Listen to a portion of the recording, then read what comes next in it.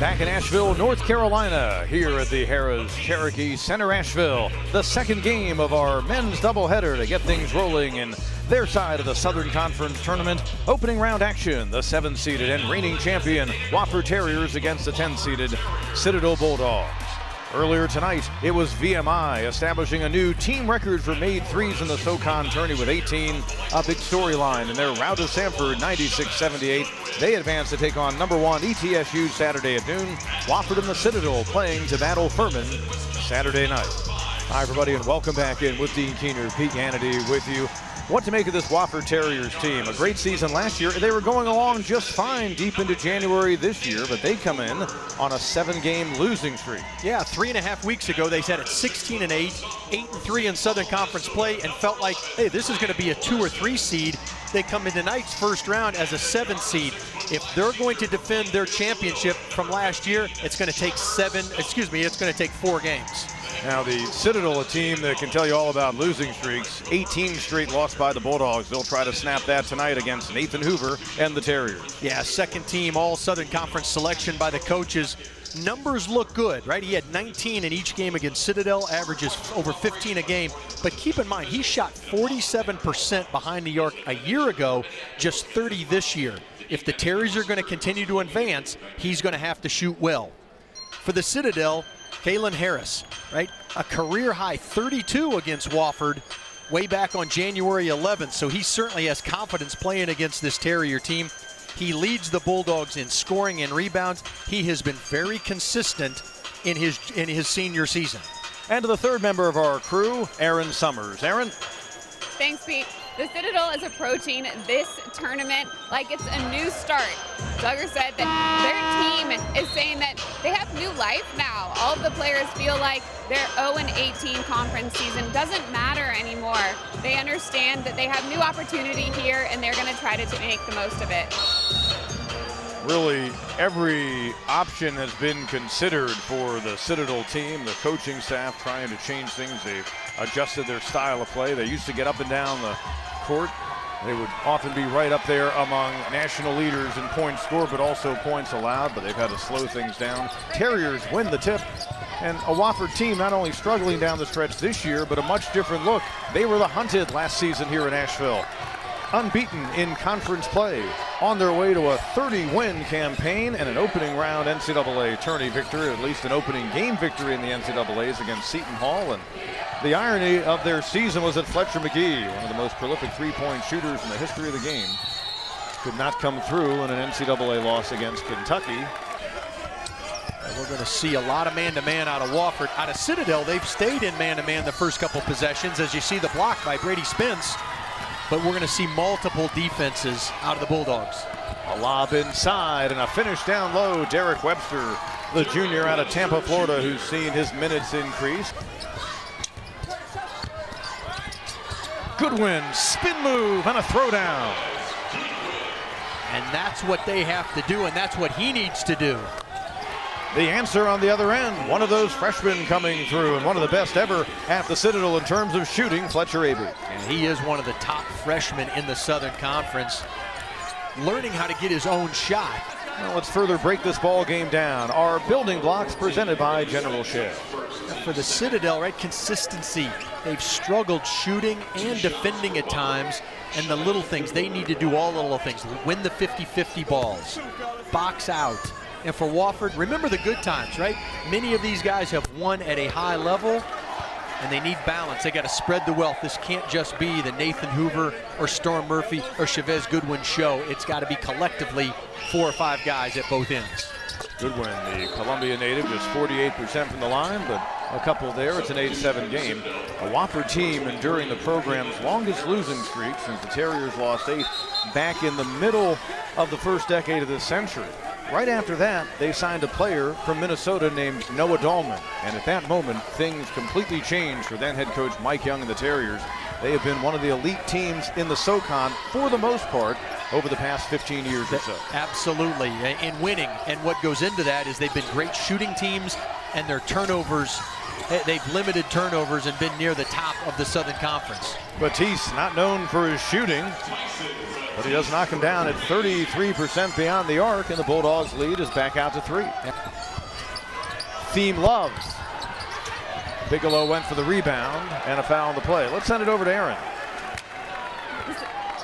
The Citadel Bulldogs have had a tremendous time this season dealing with injuries. They started the season with 15 healthy bodies. They now have 10. 8 of those are scholarship players. They do have some players that have been able to return at least to the practice squad, though they want to make sure that they're saving them their year of eligibility. They're redshirting a few players, so they have a really good practice squad right now playing against them. And Coach Baucom said he's still so proud of this team because they've been fighting through that adversity, and while it's been hard, it's been so rewarding being around them this season. Turnover forced by the Bulldogs. You see just how scrappy they are, Aaron, although their point guard and really the leader of their team, Tyson Batiste, just committed his second personal foul, so that's a big story. That's a very big story. Now, look, Rudy Fitzgibbons III has played major minutes the last month, so he's a little bit more comfortable, but as a freshman, he is not a graduate transfer who's played in almost 100 college games. We hear from Kalen Harris for the first time. They actually bring him off the bench.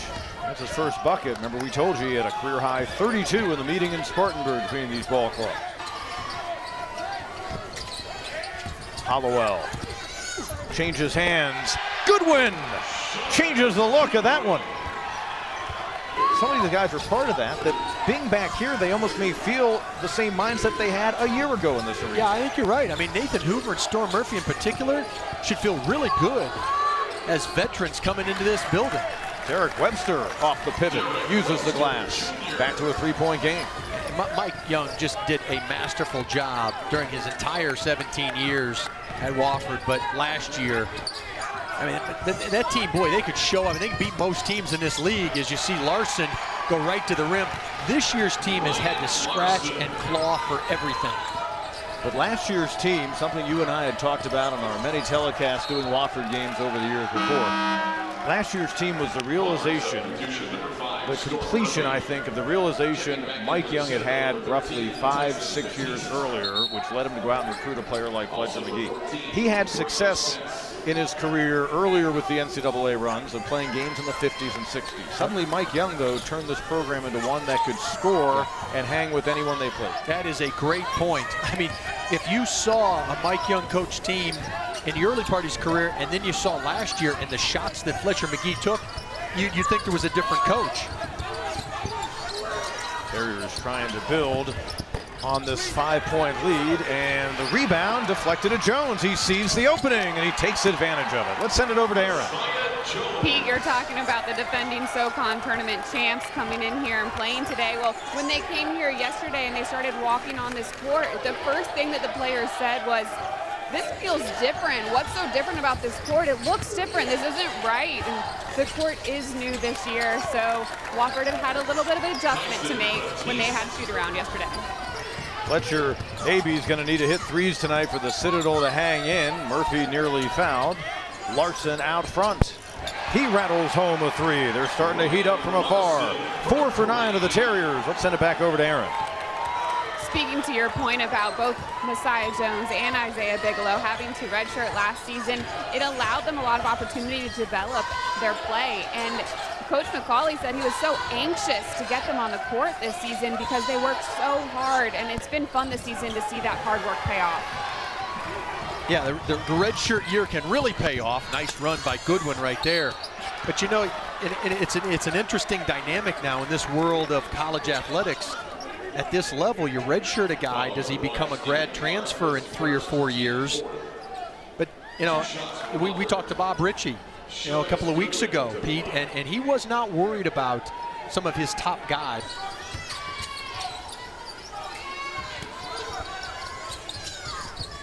Into the game, Zion Richardson, a freshman from Texas, got it to the 4th-year junior, the College of Charleston transfer Goodwin. He's having himself another big game against the Citadel Bulldogs. 12 so far for Goodwin and a 10-0 run for Wofford. I guess we'll see a lot more of that in the second half out of the Citadel. A pass, a no-look pass for Jones. Hollowell give him the assist. The Terriers give them an exclamation point heading into the halftime locker room. They lead by 19, trying to snap their 7-game skid and move on to Saturday quarterfinal action.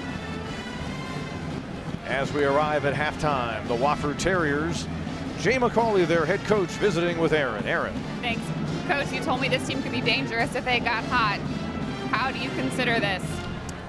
First couple minutes, they hit a couple wide open threes. I thought we settled in after that. Got some easy looks around the rim, which we focused on. We wanted easy layups, dunks, and wide open threes. I thought we made some good passes. Gonna have to take care of the ball. They're gonna come in waves here in the second half. We're gonna have to do a much better job of that. What's allowed you to be so balanced offensively? I just think confidence. We got a deep team, and when they shoot the ball like that, we can be pretty dangerous. So hopefully see more shots like that go in the second half. Thanks. Thank you. Wofford trying to break down that wall that went up a few weeks ago. 7 straight losses.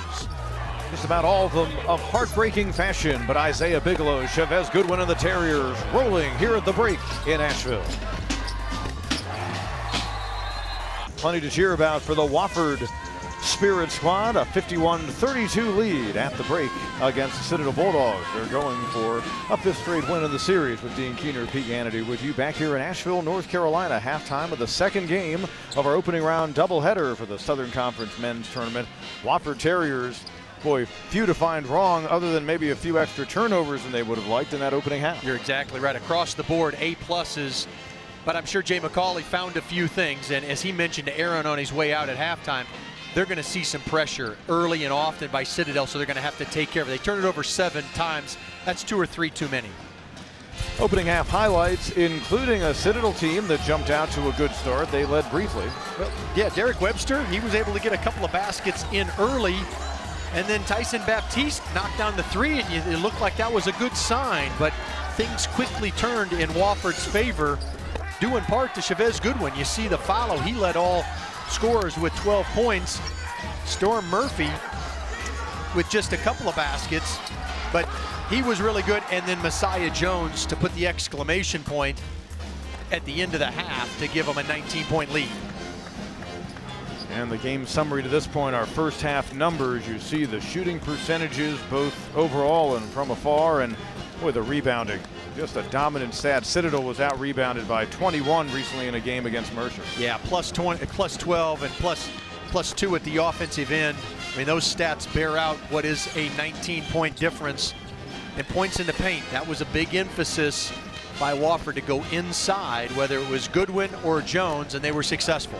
Those 9 threes by the Terriers have them on a pace to at least match the SoCon Tourney record for 3-pointers established on this day, literally on this day earlier by VMI. We're back after this. Citadel Bulldogs have an uphill climb. Our second half about to begin. Moments ago, Aaron Summers visiting with Citadel head coach Duggar Balkum. Balkum said that there's not much you can do when a team that's been shooting 30% from behind the arc comes out and shoots the way that they did, hitting 9 of 16 shots in the first half. He said, while that was disappointing, we need to get our own offense going, and he's calling out his seniors. He said Tyson Baptiste and Kalen Harris need to get things going for us offensively. He also added, AB could probably get in on that as well. 20-point game. Terriers led by 19 at the break. Wofford 9 3-pointers in the first half. Hard contact, no whistle. Goodwin, offensive rebound, the spin, and a chance at a 3-point play.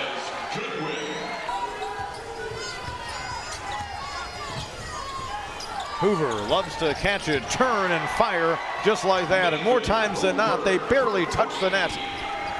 And there's absolutely nothing you can do. I mean, as the Citadel coach, you got to just make sure your guys don't hang their head. I mean, that's just better offense against good defense.